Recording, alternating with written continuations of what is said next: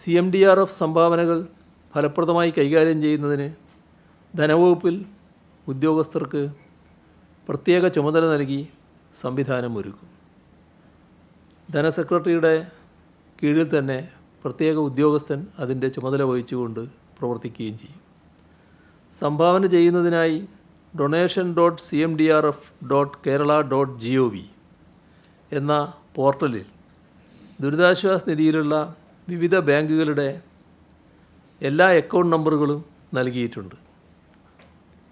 പോർട്ടലിൽ നൽകിയിരിക്കുന്ന നേരിട്ടുള്ള പേയ്മെൻറ്റ് സംവിധാനം വഴി വിവരങ്ങൾ നൽകി ഓൺലൈൻ ബാങ്കിംഗ്, ഡെബിറ്റ് കാർഡ്,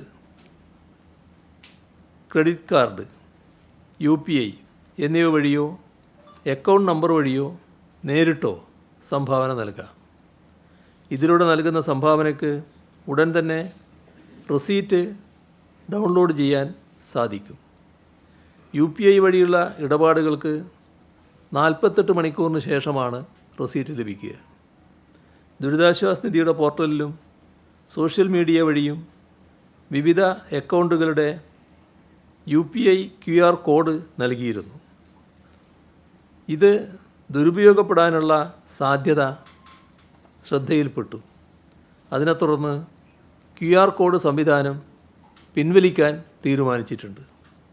പകരം പോർട്ടലിൽ നൽകിയിട്ടുള്ള UPI ID വഴി ഗൂഗിൾ പേയിലൂടെ സംഭാവന നൽകാനാകും.